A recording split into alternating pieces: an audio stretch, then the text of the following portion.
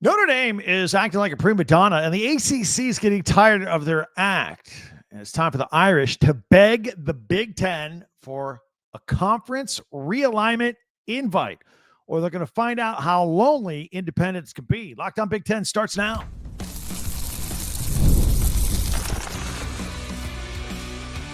You are Locked On Big Ten, your daily podcast on the Big Ten Conference. Part of the Locked On Podcast Network, your team every day. Hi, I'm Craig Shemon. We got some big recruiting news for Michigan and Penn State coming up, but Notre Dame is in trouble, and the Big Ten may save them, maybe. Let's call it what it is. Notre Dame is the prima donna of college football. They're like a diva wide receiver in the NFL. For years, they've treated the ACC like a backup plan while keeping one foot on the independent side of the fence and the other foot on the side of their loose affiliation with a conference, the ACC. But word on the street is that the ACC is getting tired of the one-way relationship. And if the Irish aren't careful, they may be a team without a place to play. I mean, we talked about this yesterday. If you want to check it out for a second, listen to Locked On Big Ten. Why do you think they're begging USC all of a sudden to get that rivalry going again after they broke off the relationship last year? USC and Notre Dame not playing anymore. All of a sudden, Notre Dame's knocking on the door. Hey, we need games. We can't schedule people anymore. You know that rivalry we put on ice with you after 100 years? Yeah, let's get it going again. Forget USC for just a minute. Notre Dame should just pick up the phone and call Tony Petitti of the Big Ten and ask for admittance there. I mean, they need a schedule. This year's schedule for Notre Dame football is pathetic. It's loaded with Rice and Navy and Syracuse and the bottom half of Big Ten teams like Purdue and Michigan State and Wisconsin. It's Notre Dame football. They need to play better teams than that. They're running out of teams to play. In addition to begging USC to resume their series, they just signed a 12-year deal to play Clemson. Clemson, every year for 12 years, Notre Dame and Clemson. Why? Who really wants that? Since all the big boy conferences are going to 9-game schedules, there's less room to schedule Notre Dame. And frankly, the thin line between college football playoff teams and those that are on the bubble and those that are in, who wants to risk a non-conference loss to Notre Dame, right? Notre Dame's toast right now. People won't admit it. Nobody's talking about it except us. So what's happening now with their loose arrangement with the ACC, the conference that allows Notre Dame to play a handful of their football teams each year, while the lower tier sports, Olympic sports, they all have full-fledged ACC membership. So why Notre Dame? Why they should forget, just scheduling USC. And again, they need a good quality game like that. Notre Dame should be on the phone calling the entire Big Ten, says, let us in. Then, by the way, they could play USC as a regular conference rivalry game. Makes sense to me, right? Exactly. So what brought this conversation on in mid-May here on Locked On Big Ten, of all places? Well, this goes back to last December when Notre Dame Athletic Department, Pete Bavacqua, he got his nose out of joint when ACC Commissioner Jim Phillips pushed Miami. Says, hey, Miami needs to get this playoff spot, not Notre Dame. Remember, they were neck and neck fighting for that last playoff spot back then. So Bavacqua didn't like it. And as it turned out, Miami did get into the playoff instead of Notre Dame. Remember, those two played each other head-to-head earlier in the season, and Miami beat Notre Dame 27-24. But all season long, it looked like Notre Dame was going to be ranked higher than Miami, just enough to get in the playoffs, and Miami would be out. A lot of people were upset. They're like, look, they're equally ranked. Head-to-head plays got to count for something. And finally, I think the selection committee did the right thing in the end, and they got Miami into the playoff. Notre Dame was left out. And look, Miami, last team in, made it all the way to the Natty against Indiana, which proved that they belonged, even though they lost the game to Indiana. But Bavacqua showed the famous Notre Dame arrogance and said that Notre Dame's relationship with Phillips and the ACC would be permanently damaged since Phillips lobbied for Miami. Phillips should have lobbied for Miami. That's his job. Miami is a full-fledged member of the ACC. Phillips is the commissioner of the ACC. Miami should have gotten in, and Phillips should have promoted his ACC team, the Miami Hurricanes. So that also meant that the ACC got a lot more money because Miami got into the playoffs. Do you know how much money the ACC would have gotten if Notre Dame made the playoffs instead of Miami? Zero. Independent Notre Dame, they keep all the money. So business decision, loyalty to the conference, whatever you want to call it. Jim Phillips did the right thing by pushing Miami and his talking points to everybody who would listen when he was promoting them, making the rounds, trying to lobby for them to get in. That was what he should have done. That's his job. Arrogant Notre Dame didn't quite see it that way. So the reason we're talking about Notre Dame and the ACC in mid-May is because Bavakwa was just asked recently about Notre Dame's current relationship coming out of the ACC meetings. He said, everything's fine. Everything's fine. I don't think it is. Again, he sang a much different tune back in December. But word on the street now is coming out of those May meetings this month for the ACC. ACC officials and coaches are getting tired of Notre Dame. They're getting tired of Notre Dame.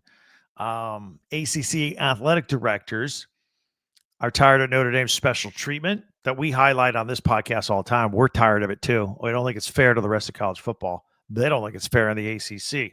But they're tired of Notre Dame's special treatment regarding bowl tie-ins, playoff rules. Remember, if they're ranked 12th, they're in no matter what. Other schools don't get that benefit. And they're tired of the rules for sharing money. Notre Dame keeps a lot more than everybody else. They're also probably sick of Notre Dame beating them. Notre Dame, by the way, 55-11 versus ACC football schools since 2014. There was an anonymous quote circulating about Notre Dame's relationship with the ACC. They're like the Irish are the Fighting Irish are like guests at a house that eat all your food, kick your dog, and then they don't pay the mortgage or the rent. That's kind of the deal. So they're tired of how they have a bad media rights deal in the ACC, which we highlight all the time. But then Notre Dame has its own deal with NBC. Oh, and the ACC schools, they got 9-figure exit fees and expenses if they leave the ACC. But if Notre Dame decides they want to leave their partial arrangement with the ACC, it's just $55 million. That's one season on NBC.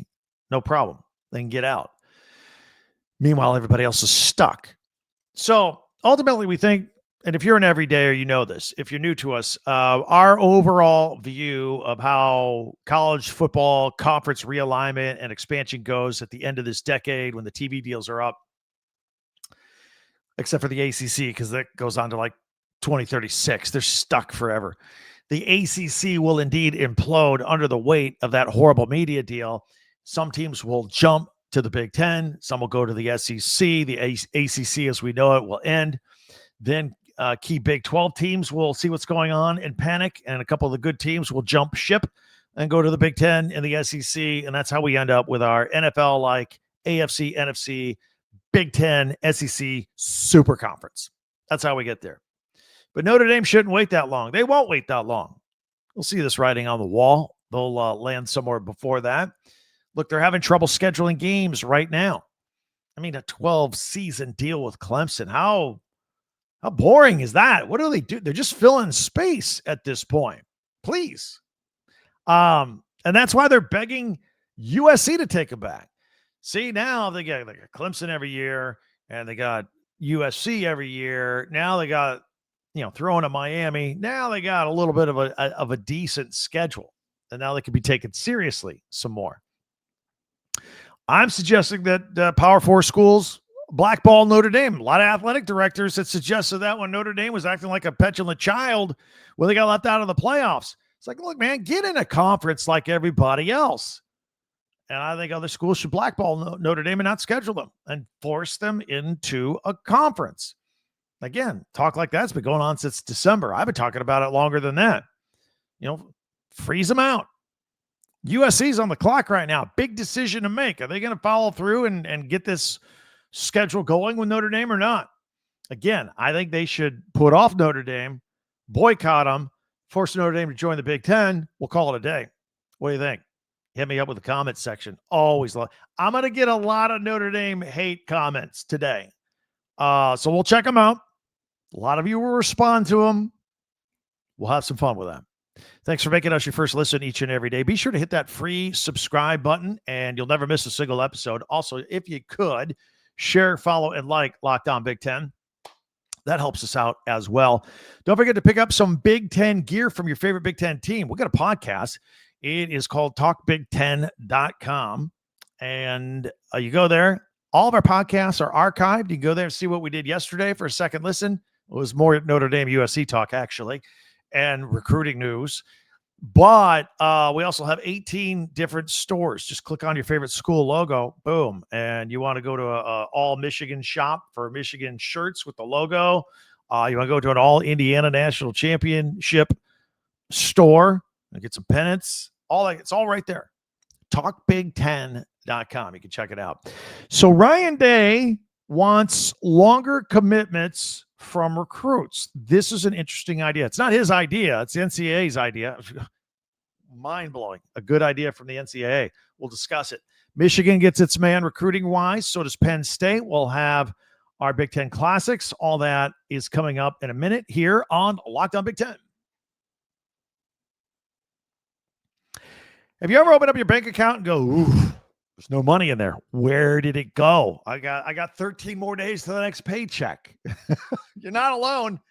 Keep track of your subscriptions, your spending, your bills, because it can get overwhelming fast. That's where Rocket Money comes in, helping you take control of your finances all in one place. Tracks your subscriptions. You may have dual subscriptions you didn't even know you're paying for twice. Can cancel the ones you don't want. Categorizes your spending. See where your money is going. Set budgets, get alerts, all in one place. Rocket Money is a personal finance app that helps find and cancel unwanted subscriptions, monitors your spending, and helps lower your bills so you can grow your savings.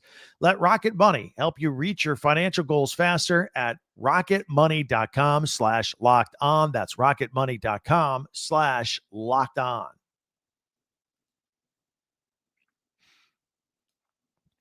Thank you for checking us out here on Locked On Big Ten. We're here every day. Are you here every day? We have a special name for you if you're here every day. We call you Everydayers. We even have an Everydayer Club where you get access to our members-only Discord conversation. You get the audio version of this podcast on Spotify or Apple, ad-free, interruption-free. Just go to lockedonbig10.supercast.com for more details. So here's an idea that is being floated around about a 2-year mandatory 2-year commitment for student athletes before they can hit the transfer portal. So if you're recruited, you say, hey, I'm going to go to Ohio State. And then you get there, you do spring ball, you go through your freshman year, you don't play much because Ohio State's good. You have some ups and downs trying to figure it out. Then the season's over. And then you're like, you know what? I'm out of here. The transfer portal's opening up. I'm going to go somewhere I can play. Ryan Day says, you know what? Let's get a 2-year commitment from these guys so that they can't transfer until they put in 2 years, go through another spring and another summer. And then maybe by the sophomore year, they get on the field. Now they kind of feel how things are going. They get, stronger mentally, physically, emotionally, not making rash decisions, cooling off period after what is usually a tough freshman year for a lot of students, athletes or not athletes. Ryan Day was doing an interview recently. He was asked about this. He loves this idea. In fact, he feels pretty strongly about it. And again, mind-blowing stuff that this is an actual good idea coming out of the NCAA, in my opinion. Never shy away from giving you my opinion. So we'll see if this goes anywhere. Things kind of move slow around the NCAA. Not sure, but there's always a lot of changes going on, and we'll see if this one sticks at some point. All right, let's talk some recruiting. Let's follow up on a couple of kids we have already talked about this week because they're announcing decisions. So let's start with 2027 4-star wide receiver Quentin Burrell. He picked Michigan. He did on Wednesday. He's 6'2", 200 from Mount Carmel near Chicago. He picked the Wolverines over Notre Dame and Missouri and Arizona State. Kyle Whittingham has added 7 recruits to the 2027 class since he was named the Wolverines head coach in December. And that does include flipping the number one pocket passer in the country in Camden Lupati, who was set on going to Illinois. Now he's coming to Michigan. And we can see Quentin Burrell and Camden Lupati hooking up on the football field in a couple of years. Let's follow up on another player that we discussed earlier this week. State of South Carolina running back, Aiden Gibson. Remember, we talked about how Matt Campbell and Penn State were going into SEC country trying to get these kids. Got them. Penn State. Yeah, that's right. We told you Matt Campbell was making an effort down there. And kids from South Carolina. South Carolina was going hard after him. Rutgers was making a strong pitch. Apparently, according to this kid, it came down to Rutgers and Penn State. He really liked Greg Schiano's program, I guess. So, he was Penn State, 6'2", 217, already a big kid. Love the fact that Penn State told him how many different ways they were going to use him in the offense. Got excited about that. I wondered aloud earlier this week, if you're a running back, why wouldn't you give Penn State some strong consideration given their history with running backs like Saquon Barkley and Nick Singleton and Katron Allen? It's like a running back you over there. So anyway, he made his decision, and we'll keep an eye now on elite State of Tennessee running back David Gabriel Georges. He is set to make his commitment announcement on July 22nd, so it's a little bit off still later this summer. The battle for his services seems to be between Ohio State and Tennessee. Georgia and Ole Miss are in the mix as well. He's a 5-star. He is the top-ranked running back in Tennessee, second-ranked running back in the country. And he is 6 foot, 205. He's an All-American high school player, according to Max Preps. And this is the kid you may have heard of that last week Ohio State sent the entire coaching staff from Ryan Day on down to go visit the kid at home. They made an impression. Like, we're not sending our running backs coach. We're not sending our offensive coordinator. We're bringing the entire staff to your house to say hello. That's got to make an impression on a kid, right? I think so. Keep an eye on that. July 22nd. All right, more TV times keep trickling in. Schedule information. We love this stuff. Again, it makes the season more tangible. Ohio State gets a primetime game for a change. Won't be at home. Sorry, Buckeye fans, but their September 12th showdown at Texas. Going to be at 7:30 Eastern. ESPN's Game Day will be there all day in Austin. Should be a great quarterback matchup with Julian Sand and Arch Manning. Oh, and Ohio State's regular season ending rivalry with Michigan be at the usual noon kickoff, and that means Fox. All right. Can't wait. It's going to be awesome. All right, here we are later in the week. You know what starts tomorrow? Softball, NCAA tournament. We got 7 Big Ten teams in the mix. Very excited about that. 3 of them are at home hosting with their regionals. The Nebraska regional, the UCLA regional, the Oregon regional. By the way, Nebraska will be taking on South Dakota State on Friday. UCLA, it's all tomorrow now, hosting a region for a 12th straight time. They got Cal Baptist on Friday, and Oregon will host Idaho State. So those are now the other Big Ten teams in the NCAA regionals for softball: Indiana, Michigan, Washington, and Wisconsin. Indiana is in the Knoxville regional. They'll take on Virginia tomorrow. Michigan, it's 32nd time that they're in the regionals. They're at the Norman, Oklahoma regional. They'll take on Kansas tomorrow. Washington, I'm talking about Michigan 32 times. Washington's made it 32 straight times. That's right. They're at the Fayetteville regional, taking out South Florida tomorrow. And then Wisconsin made it. First time in 4 years. They're at the Austin regional, and they will take on Baylor tomorrow. So that's pretty good. We'll root for all of them. That'll be very, very exciting. All right. If you are new to Locked On Big Ten, we always have features at the end of our podcast. Mondays, we do our top 10 Big Ten observations for the weekend. Tuesdays, we do Tuesday tweets. Send me one right now. We'll get it in there, get in the system. It'll be on Tuesday's show. I'll mention your name here on this podcast. Wednesdays, we power rank. Thursdays, we take a look at Big Ten classics and live action on the Big Ten Network. We'll have that next. Don't forget, tomorrow, Fridays, we'll look at some futures odds. We usually do a pigskin or basketball pick segment, but here in the off season, we start looking at future odds and how they change here in the off season for the upcoming season, among other things. So coming up, Big Ten Classics and live action on the Big Ten Network for the upcoming weekend here on Locked On Big Ten.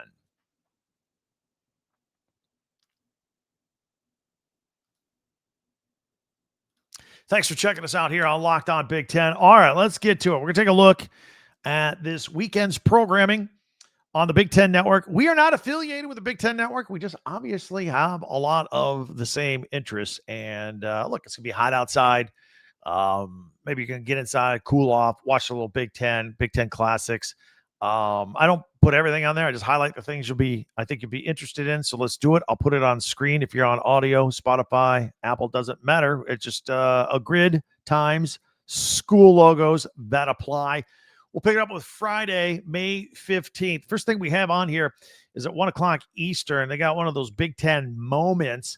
The Buckeyes walk off against the Wolverines. You'll hear from Urban Meyer and Chris Wormley and Tom Rinaldi. They look back on the Buckeyes' dramatic double overtime win over the Wolverines to close out the 2016 season. Of course, the controversial fourth down play in that game, you all remember. So that's at 1 o'clock Eastern. At 1:30, that goes into an Ohio State football classic, and it is the Ohio State-Michigan game from this past year that Ohio State won from 2025. Where Julian Sayin threw for 233 yards and 3 touchdowns. And the at the time, number 1 Buckeyes beat Michigan. Michigan was ranked 15th at the time. 27-9 was your final score there. At 2:30, the journey, Big Ten football, Ohio State. Julian Sayin's journey to becoming Ohio State's starting quarterback, and get to know wide receiver Jeremiah Smith a little bit with this feature as well. And it highlights the Buckeyes' victory over the Wolverines. So, Buckeye fan, Friday, if you're at work, you got a lot of stuff here you're going to want to watch or record and watch later going into your weekend. At 4 o'clock Eastern, 1 o'clock Pacific, Big Ten football in 60. This is a little different from the classics. This is where they just edit it from snap to snap to snap. You boil a whole 3.5 hour game into 60 minutes. This is from the November 2025 game between USC and Oregon, where Dante Moore threw for 257 yards and 2 touchdowns to help lead the 7th-ranked Ducks to a 42-27 victory over the 15th-ranked Trojans. That loss for the Trojans, that's what kept them out of the playoffs, is what kept the Ducks in. There was some chatter at the time that if the Ducks lost to the Trojans, would the Trojans be in and the Ducks actually be out? But Oregon, Dan Lanning and company, and Dante Moore took care of business to where they're supposed to. Meanwhile, at 6 o'clock Eastern, 3 Pacific, Big Ten baseball live, Nebraska at Minnesota. This is the last weekend of the regular season of Big Ten play. Got the Big Ten tournament coming up the following week. And at 9 o'clock Eastern, 6 o'clock Pacific, more Big Ten baseball. UCLA is at Washington. So let's take a look now at Saturday. And we will start it off. Another one of those Big Ten football in 60 Saturday morning, 7 a.m., bright and early, 4 a.m. if you're on the West Coast. Big Ten football in 60, Ball State at Purdue. And this is Barry Odom's first ever game as a head coach of the Boilermakers. And they won 31-0 over the Cardinals. And kind of a long season after that point. But they got that win. And if you're a Purdue fan, maybe you want to record this one and check it out. At 9 a.m. Eastern, 6 a.m. Pacific, another Big Ten football in 60, Penn State at Iowa. This is from October of last year. Mark Gronowski rushing, their quarterback, rushing for 130 yards and 2 touchdowns to lead the Hawkeyes to a 25-24 victory over Penn State. And a lot of people beat Penn State last year, right? At 1 o'clock Eastern, we go into, if you missed it last week, some spring football. So let's see, if this is 1 o'clock Eastern, it's Washington spring football. Quick math, that'd be 10 o'clock, 10 a.m. spring football game from Washington, in case you missed it a couple of weeks ago. And at 6 p.m. Eastern, Big Ten baseball, again, final weekend of the season, USC and Oregon. Did you catch our power rankings on Wednesday's show? These two teams are neck and neck near the top of our standings behind UCLA. So big series this weekend that will have seeding implications for the upcoming Big Ten tournament. USC and Oregon, two very, very good baseball teams. And then Sunday, I only highlighted a couple of things, a little bit different for you. Sunday, 9 a.m. Eastern, 6 Pacific, Big Ten rowing, the Big Ten championship. And then at 1:30 Eastern, Big Ten outdoor track and field, the Big Ten championships there. So there you have it. Big Ten Classics and live action from this upcoming weekend on the Big Ten Network. Some things I wanted to highlight for you. See if you like all of that. So check it out. Speaking of checking things out, we're here every day. Thanks for joining us. If you could hit that free subscribe button before you go, that would really help us out. And if you can also like, share, comment, all that stuff, that really helps our podcast here each and every day. Helps it get spread out to more people as well. But we are here every day on Locked On Big Ten. We are at Twitter or X at Talk Big Ten. Our website, talkbig10.com, where we have all of our podcasts archived and 18 different Big Ten stores for Big Ten merchandise for your favorite team. If you want to check that out, again, talkbig10.com. Don't forget, we have an Everydayer Club just for you, right? You can join that, get access to our Discord chat room, and also get the audio version of these podcasts ad-free, interruption-free each and every day. Just go on over to lockedonbig10.supercast.com. One final note. If you're checking us out, you're probably a Big Ten fan. And I know Big Ten people know other Big Ten people. Let them know we're out here each and every day, either word of mouth or hit that little share arrow on this podcast and send it to them. Say, hey, these guys are here talking about the Big Ten every single day. Love your comments. Always check those out every day as well. And always appreciate you taking some time out of your day to visit us each and every day. So that'll do it for us today anyway. Tomorrow, back to wrap up the week. Can't wait to talk to you then. For Locked On Big Ten, I'm Craig Shemon. We'll see you next time.